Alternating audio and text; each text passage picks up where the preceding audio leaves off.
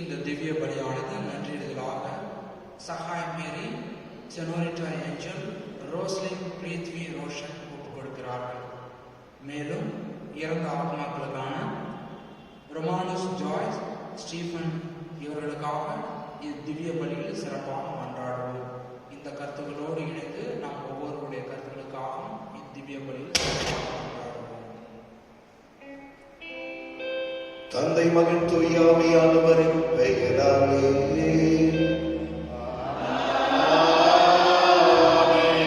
நம் ஆண்டவராகிய இயேசு கிறிஸ்துவின் அருளும் கடவுளின் அன்பும் தூய ஆவியானவரின் தோழமையும் உங்கள் அனைவரோடும் இருப்பதாக.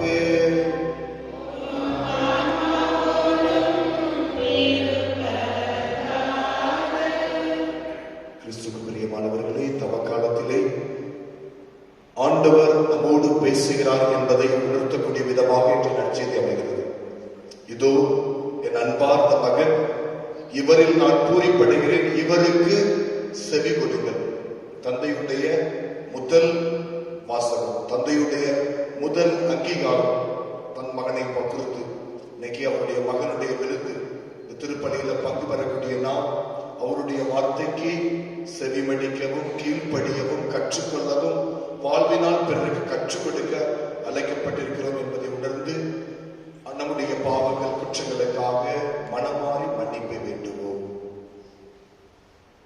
எல்லா வல்ல இறைவனிடமும்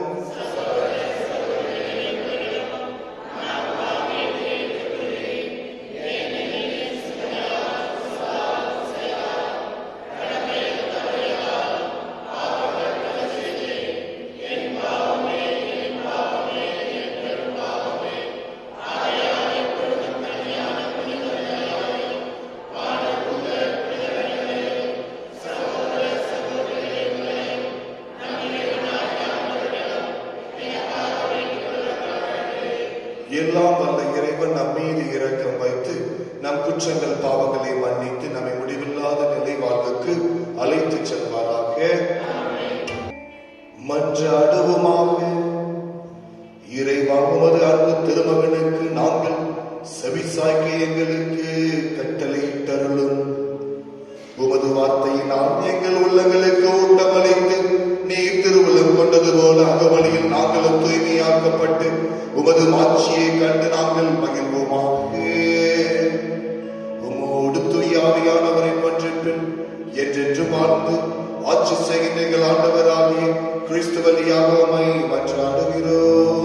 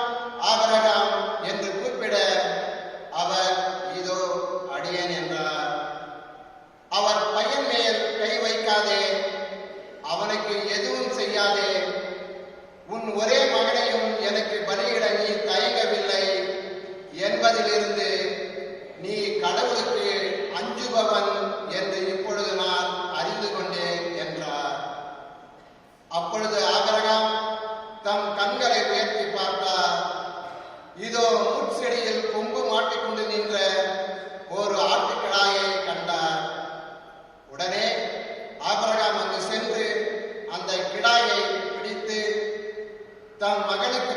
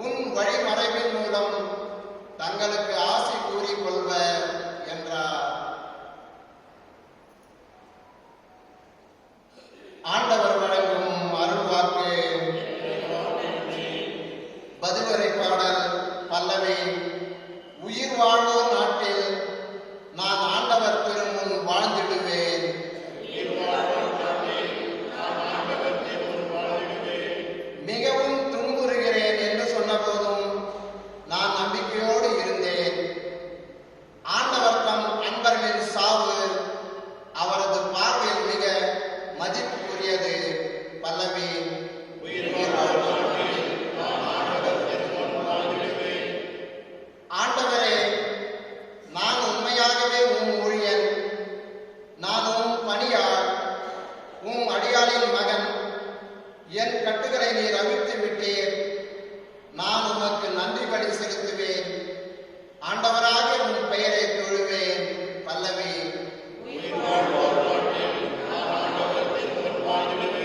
இப்பொழுதே உம் மக்கள் அனைவர் முன்னிலையில் ஆண்டவரே, உமக்கு என் பொருத்தனைகளை நிறைவேற்றுவேன். உமது இல்லத்தின் முற்றங்களில் எருசலேமின் நடுவில் ஆண்டவரே, உமக்கு என் பொருத்தனைகளை நிறைவேற்றுவேன். பல்லவி.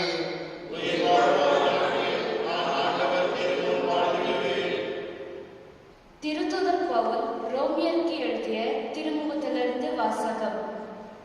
சகோதர சகோதரிகளே, கடவுள் நம் சார்பில் இருக்கும்போது நமக்கு எதிராக இருப்பவர் யார்? தம் சொந்த மகன் என்றும் பாராது அவரை நம் அனைவருக்காகவும் ஒப்புவித்த கடவுள் தம் மகனோடு அனைத்தையும் நமக்கு அருளாதிருப்பாரோ? கடவுள் தெரிந்து கொண்டவருக்கு எதிராய் யார் குற்றச்சாட்ட இயலும்? அவர்கள் குற்றமற்றவர்கள் என காட்டுபவர் கடவுளே. அவர்களுக்கு யார் தண்டனை தீர்ப்பு அளிக்க இயலும்? இறந்து ஏன் உயிருடன் எழுப்பப்பட்ட கடவுளின் வலப்பக்கத்தில் இருக்கும் கிறிஸ்து இயேசு நமக்கு பரிந்து பேசுவார் அன்றோ? இது ஆண்டவர் வழங்கும் அருள்வாக்கு.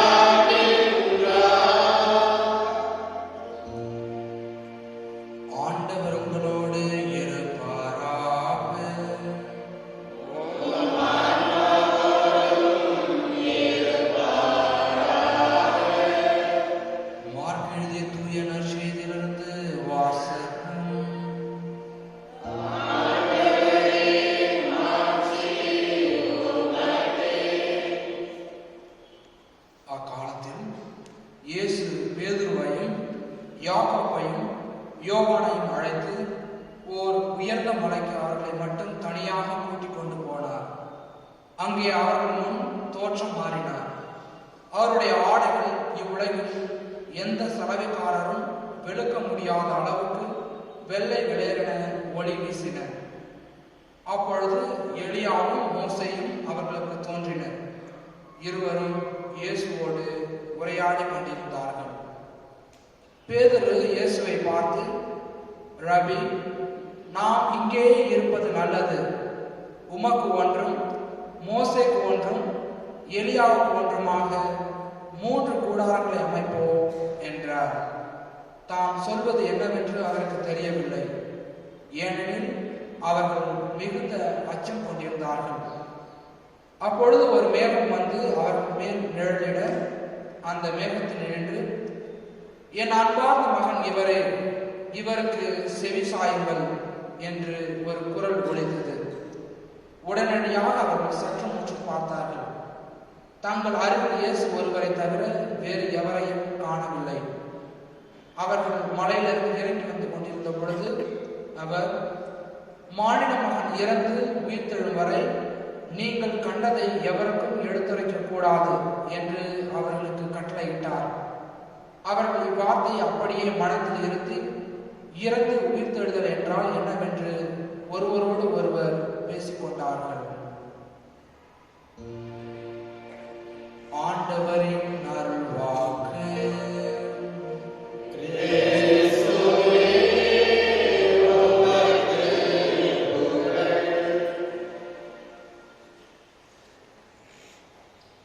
அன்பார்ந்த இறை மக்களே, இன்றைய காலகட்டத்திலே மொபைல் போன் என்பது நம் வாழ்வின் ஒரு அங்கமாக அமைந்துவிட்டது. நாம் யாருக்காக கூப்பிட்டோம் என்றால் அவர்கள் அழைப்பை ஏற்கவில்லை என்றால் உடனே செல்போன் கம்பெனியிலிருந்து தாங்கள் அழைக்கும் நபர் தங்களின் அழைப்பை ஏற்கவில்லை. வேற யாராவது அவங்கள்ட்ட பேசியிருந்தாங்கன்னா தாங்கள் அழைத்த நபர் வேறு ஒருவரிடம் தொடர்பில் உள்ளார். இது கணவன்மார்கள் எப்பயாவது அர்ஜென்டாக தங்களுடைய மனைவிக்கு கால் பண்ணும்போது இந்த மாதிரி சென்டென்ஸை கேட்டால் ரொம்ப வீட்டில் சங்கடம் தான். பட் இருந்தாலும் இவ்வாறாக செல்போன் கம்பெனியிலே தாங்கள் அழைக்கும் நபர் வேறு ஒருவரிடம் தொடர்பில் உள்ளார் என்று கூறுவதை பார்க்கின்றோம். அதே நேரத்தில் ஒரு சில நேரங்களில் இவ்வாறாக கேட்கிறோம், தாங்கள் அழைத்த நபர் தொடர்பு எல்லைக்கு வெளியில் உள்ளார் என்று இவ்வாறாக செல்போனிலே நாம் கேட்கின்றோம். இன்றைய நற்செய்தி வாசகம் 2ஆம் தவக்காலத்தில் இருக்கின்ற நாம் யாருடன் தொடர்பில் இருக்கின்றோம் என்பதை சிந்திக்க அழைக்கின்றது. அன்பார்ந்த இறைமக்களே, இயேசு மலையின் மேல் ஏறி உருமாறுகின்றார், தன்னையே வெளிப்படுத்துகின்றார். இயேசுவின் மாட்சி அங்கே வெளிப்படுகின்றது. இதற்கு காரணம் தந்தையாம் கடவுளுடன் இணைப்பில் இருந்தார், தந்தையாம் கடவுளுடன் தொடர்பில் இருந்தார். இன்றைய முதல் வாசகத்தை வாசிக்கின்றோம். ஆபிரகாம் தான் ஒரே மகன், இன்னும் சிறப்பாக கூற வேண்டுமென்றால் தான் அன்பு செய்த ஒரே மகனை பலியிட கடவுள் கேட்கின்றார். அவர் துணிந்து பலியிட தயாராகின்றார். இதெல்லாம் சாத்தியம் அவர் தந்தையாம் கடவுளுடன் தொடர்பில் இருந்தார். கெட் கனெக்டட் டு காட், தந்தையாம் கடவுளுடன் இணைப்பில் இருந்தார். ஆகவேதான் தான் ஒரே மகனை தியாகம் செய்ய பலியிட தயாராகின்றார். எரேமியா இறைவாக்கினர் அதிகாரம் 17 விரைவசனங்கள் 7-8 வாசிக்கின்றோம். மிக அழகாக கூறுவார், ஆண்டவரில் நம்பிக்கை கொள்வோர் பேர் பெற்றோர். ஆண்டவரே அவர்களுடைய நம்பிக்கை. அவர்கள் நீரோடைக்கு அருகில் நடப்பட்ட மரத்திற்கு ஒப்பாவார்கள். வெப்ப காலத்தில் எந்த அச்சமும் இல்லை, இலைகள் பசுமையாக தோன்றும். வறட்சி காலத்தில் எந்த கவலையும் இல்லை, அவர்கள் தொடர்ந்து கனி கொடுப்பார்கள். அன்பார்ந்த இறைமக்களே, தந்தையாம் கடவுள் ஆபிரகாமை அழைத்த போது மிகவும் வயது முதிர்ந்த காலத்தில் அழைக்கின்றார். அவருக்கு ஒரு மகனை கொடுக்கின்றார். கொடுத்த பிறகு அவரை சோதனைக்கு உட்படுத்துகின்றார். தன் ஒரே மகனை பலியிட அழைக்கின்றார். தாமும் விரைந்து சென்று எந்த ஒரு தயக்கமும் இன்றி தன் ஒரே மகனை பலியிட துணிகின்றார். காரணம் தந்தையாம் கடவுள் மேல் அவர் வைத்திருந்த நம்பிக்கை. எப்பொழுதும் எந்த நொடியும் தந்தையாம் கடவுளோடு இணைந்திருந்தார். இன்றைய நற்செய்தி வாசகத்திலே பார்க்கின்றோம், இயேசுவின் மாட்சி வெளிப்படுகின்றது. உயர்ந்த மலையின் மேல் தான் உருமாறுகின்றார். தந்தையாம் கடவுள் அவரை பார்த்து பூரிப்படைகின்றார். இவர் ஒருவரே என் அன்பார்ந்த மகன், இவரில் நான் பூரிப்படைகின்றேன். காரணம் ஒவ்வொரு நொடி பொழுதும் ஒவ்வொரு நேரமும் தந்தையாம் கடவுளுடன் இணைந்திருந்தார். நாமும் நம் வாழ்விலே யாருடன் இணைந்திருக்கின்றோம், யார் தொடர்பில் இருக்கின்றோம் என்பதை சிந்திக்க இந்த வாசகங்கள் நம்மை அழைக்கின்றது. கடவுளுடைய இணைந்திருக்க நாம் எவ்வாறு இணைந்திருக்க முடியும் என்று சிந்திப்போமானால் அதற்கு ஒரே வழி, நம்மை நாமே வெறுமையாக்குவது. கிறிஸ்துவத்தின் முதல் அடையாளம் உயிர்ப்பிற்கு ஒரே சான்று வெறுமையான கல்லறை. ஆண்டவர் இயேசு தன்னை முழுமையாக வெறுமையாக்கினார். ஆகவேதான் தந்தையாளர் கடவுள் அவரை மாட்சிமைப்படுத்தினார். நாமும் இந்த தவக்காலத்திலே பல நோன்புகளை மேற்கொள்கின்றோம், ஜெப தபங்களில் ஈடுபடுகின்றோம், பிறருக்கு உதவி செய்ய நாமே விரைந்து செல்கின்றோம். இதற்கெல்லாம் காரணம் நாம் நம்மையே வெறுமையாக்க துணிகின்றோம். நாம் நம்மையே வெறுமையாக்கும் பொழுது தந்தையாம் கடவுளுடன் நெருங்கி வருகின்றோம். எப்பொழுதும் அவரோடு தொடர்பில் இருக்கின்றோம், இறை இழப்பில் இருக்கின்றோம். நாம் உண்ணா நோன்பு இருக்கும்போது நம்முடைய உள்ளமும் உடலும் ஆண்டவரை நோக்கி நெருங்கி வருகின்றது. பிறருக்கு உதவி செய்து நம் உடைமைகளை இழக்கும் போது, நம் உடைமைகளை வெறுமையாக்கும் போது தந்தையாம் கடவுளுடன் நெருங்கி வருகின்றோம். அதற்காக தான் தாய் திருச்சபை இந்த 40 நாட்களிலே உண்ணா நோன்பிருந்து பல உதவிகளை செய்ய, நம்மால் இயன்றோருக்கு உதவிகளை செய்ய நம்மை அழைக்கின்றது. ஆகவே நாம் நம்மையே வெறுமையாக்குவோம், கடவுளுடைய தொடர்பில் இருப்போம், கடவுளுடன் இணைந்திருப்போம். அப்பொழுது நம்மையும் அவர் மாட்சி செய்வார், மாட்சிமைப்படுத்துவார். அந்த அருளுக்காக இந்த திவ்ய பலியில் சிறப்பாக மன்றாடுவோம்.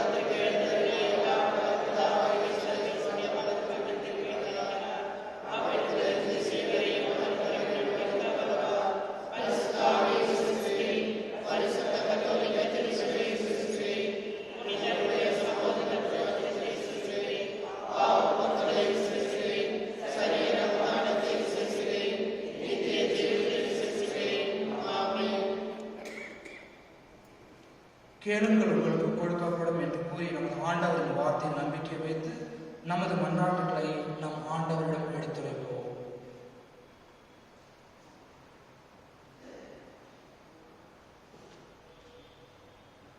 உங்கள் பதில்: ஆண்டவரே எங்கள் மன்றாட்டை கேட்டருளும்.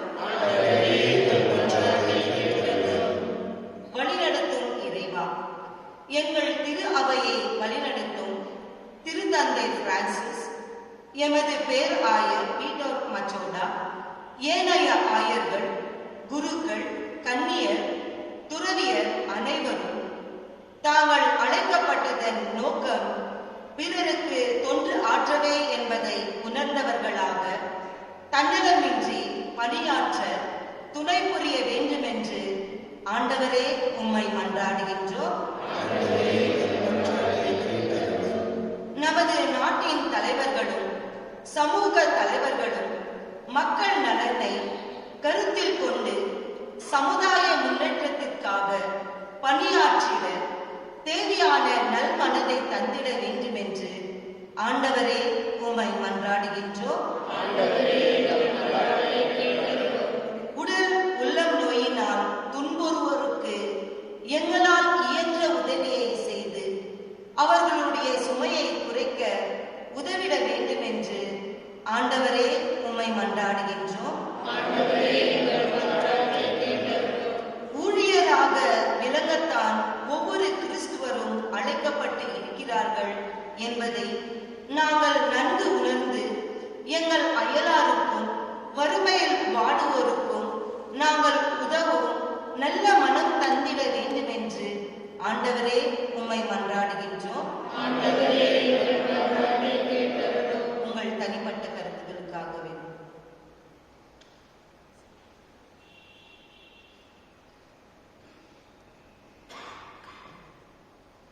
ஜெபிப்போமாக. வானக தந்தையே, எங்கள் தேவைகளை அறிந்தவர் நீர். உமது பரிவிரக்கத்தால் நாங்கள் உம் திருமணம் வைத்த இந்த வேண்டுதலுக்கு தயவாய் செவி சாய்த்தார்கள். நாங்களும் உம் திருமகனின் வாழ்வை பின்பற்றி மற்றவர்களுக்கு பணிபுரிந்து அவர்கள் வாழ்வை உயர்த்திட அருள்தாரும். எங்கள் ஆண்டவர் ஆகிய கிறிஸ்து வழியாக மன்றாடுகின்றோம்.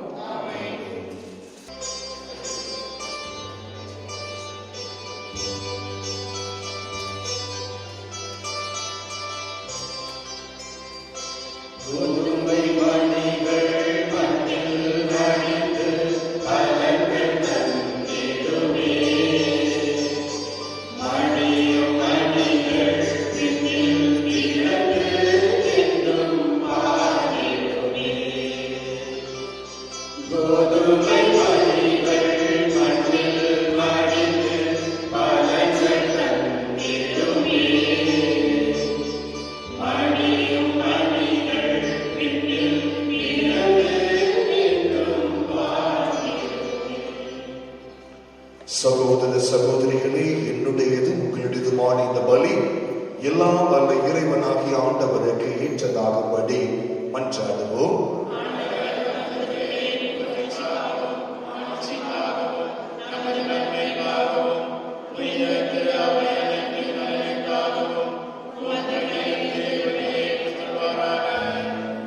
ஆண்டவரே, பலிபொருட்கள் எங்கள் பாவங்களை கழுவி போக்க உம்மை வேண்டுகிறோம்.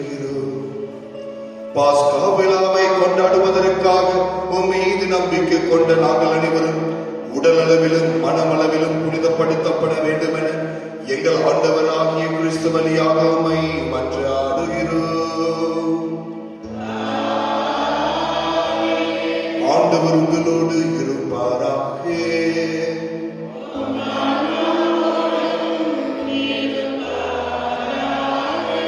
இதயங்களை மேலே எழுப்புங்கள்.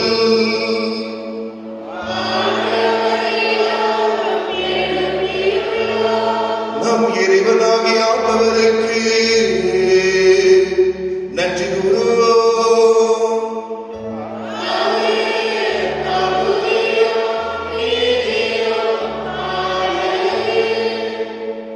ஆண்டவரே, தூயவரான தந்தையே, என்றும் உள்ள எல்லாம் வல்ல இறைவா, எங்கள் ஆண்டவர் ஆகிய கிறிஸ்து வழியாக என்னாலும் எவ்விடத்திலும் நாங்களும் உமக்கு நன்றி செலுத்துவது மெய்யாகவே தகுதியும் நீதியுமாகும், எங்கள் கடமையும் மீட்புக்குரிய செயலுமாகும்.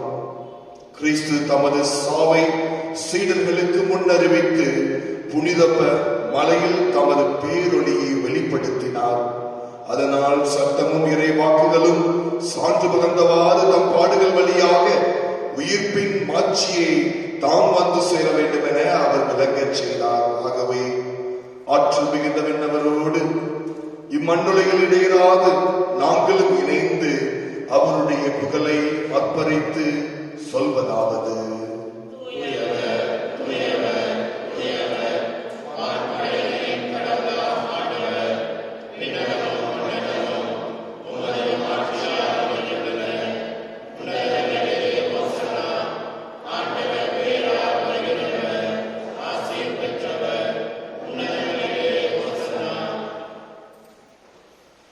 ஆண்டவரே, நீ மெய்யாகவே தூயவர், தூய்மை அனைத்திற்கும் ஊற்று. ஆகவே உம்முடைய ஆவியை பொழிந்து காணிக்கைகளை தூய்மைப்படுத்த உம்மை வேண்டுகிறோம். இவ்வாறு எங்கள் ஆண்டவரே இயேசு கிறிஸ்துவின் உடலும் இரத்தமும் ஆகியவை எங்களுக்கு மாறுவனவாக. அவர் பாடுபட மனமுகந்து தம்மை கையளித்த பொழுது அப்பத்தை எடுத்து நன்றி செலுத்தி அதை பிட்டு தம் சீடர்களுக்கு அளித்து அவர் கூறியதாவது: அனைவரும் இதிலிருந்து பெற்று உண்ணுங்கள், ஏனெனில் இது உங்களுக்காக கையளிக்கப்படும் என் உடல்.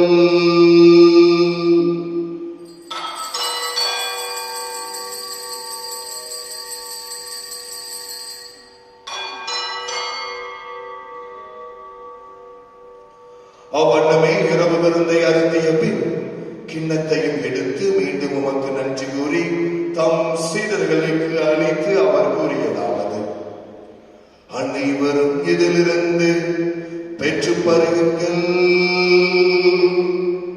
ஏனெனில் இது புதிய நிலையான உடன்படிக்கைக்குரிய என் இரத்தத்தின் கிண்ணம்.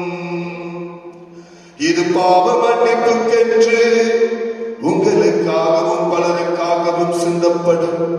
இதை என் நினைவாக செய்யுங்கள்.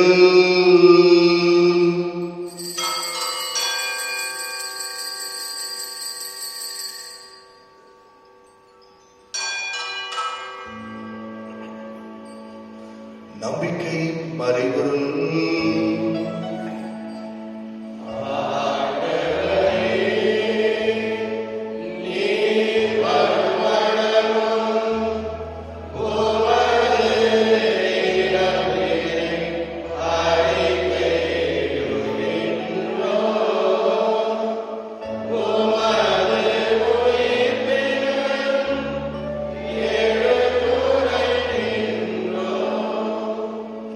ஆகவே ஆண்டவரை, நாங்கள் கிறிஸ்துவின் இறப்பினையும் உயிர்ப்பினையும் நினைவு கூர்ந்து வாழ்வதற்கும் அப்பத்தையும் மீட்பளிக்கும் கிண்ணத்தையும் உமக்கு ஒப்புக் கொடுக்கின்றோம். உமது திருமுகம் நின்று ஊழியக்குரிய தகுந்தவர்கள் ஏற்றுக்கொண்டீர். எனவே உமக்கு நன்றி செலுத்துகின்றோம். மேலும் கிறிஸ்துவின் உடலிலும் இரத்தத்திலும் பங்கு கொள்ளும் எங்களை தூய ஆவியானவர் ஒன்று சேர்க்க வேண்டும் என உமை தாழ்மையுடன் மன்றாடுகிறோம். ஆண்டவரை, உலகெங்கும் பரவிருக்கக்கூடிய ஒரு திரு அவையை நினைவு கூர்ந்தருளும். எங்கள் திருத்தந்தை பிரான்சிஸ், எங்கள் ஆயர் பீட்டர், எல்லா திருநிலையினர் ஆகிய அனைவரையும் ஒரு திரு அவையின் அன்பின் நிறைவு பெறச் செய்தருளும்.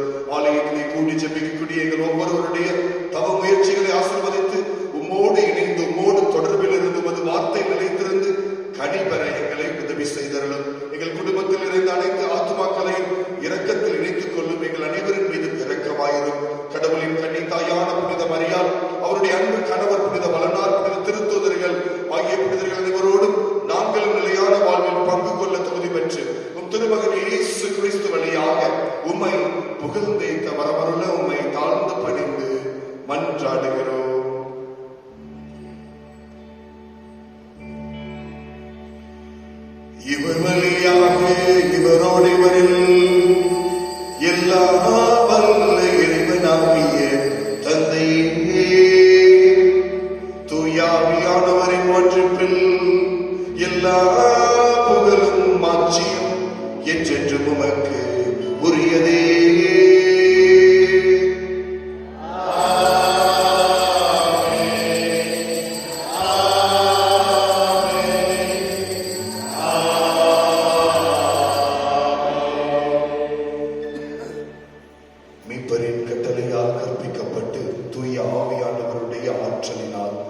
மீட்சி பெற்ற நாம் துணிந்து நமது தந்தையிடம் விசுவாசத்தோடு மன்றாடுவோம்.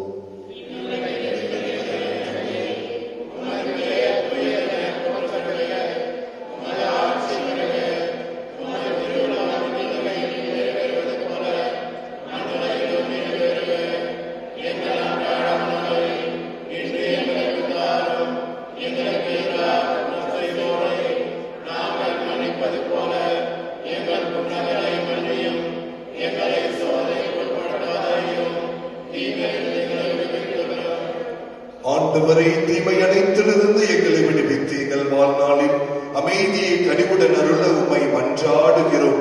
உமது இரக்கத்தின் உதவியால் நாங்கள் பாவத்திலிருந்து, பலவீனத்திலிருந்து, சோதனைகளிலிருந்து, தீயாவிகளின் கட்டுகளிலிருந்து, தீய உறவுகள் பழக்கங்களிலிருந்து, வியாதிகளிலிருந்து எப்பொழுது விடுதலை பெற்று யாதொரு கலக்கமுமின்றி நலமாக இருப்போமாக.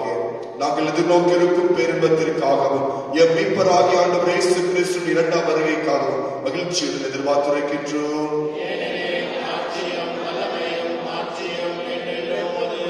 ஆண்டவராகிய இயேசு கிறிஸ்துவே, அமைதி உங்களுக்கு விட்டு செல்கிறேன், என் அமைதி உங்களுக்கு அளிக்கிறேன் என்று அன்பு திருத்துதர்களுக்கு மொழிகிறேன். எங்கள் பாவங்கள், குற்றங்கள், கவன குறைவுகளை பாராமல் உமீது உமது திரு அவையின் மீது கொண்டுள்ள விசுவாசத்தை கண்ணோக்கி உமது திருவுளத்திற்கு ஏற்ப அதற்கு அமைதியையும் ஒற்றுமையையும் தூய ஆவியையும் அளித்தருள திருவுளம் கொள்வீராக. என்று வாழ்ந்து ஆட்சி செய்தவர் நீரே. ஆண்டவருடைய அமைதி உங்களோடு, உங்களுடைய குடும்பத்தோடும் என்றும் என்றும் எப்பொழுதும் இருப்பதாக.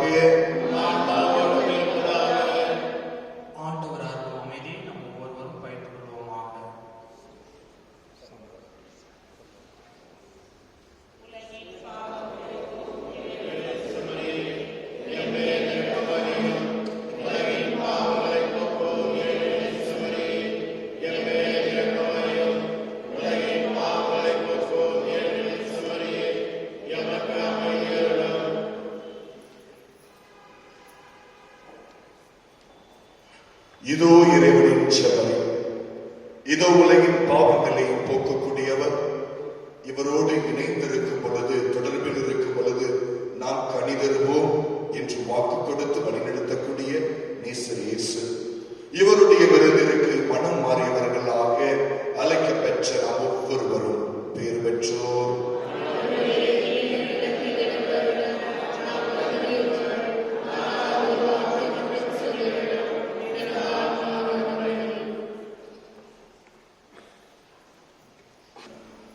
நன்றி கூறி மன்றாடுவோமாக. ஆண்டவரே, உலகில் வாழும் நாங்கள் ஏற்கனவே விண்ணக வாழ்வில் பங்கு பெற நீர் அருள் கூர்ந்தீ. மாட்சிமைக்குரிய மறை நிகழ்வுகளினால் பங்கு பெற்ற நாங்கள் உமக்கு செலுத்தும் நிறைவான நன்றியை நீர் ஏற்றுக்கொள்வீராக. எங்கள் ஆண்டவராகிய கிறிஸ்து வழியாக உமை மன்றாடுகிறோம். ஆண்டவர் உங்களோடு இருப்பாராக.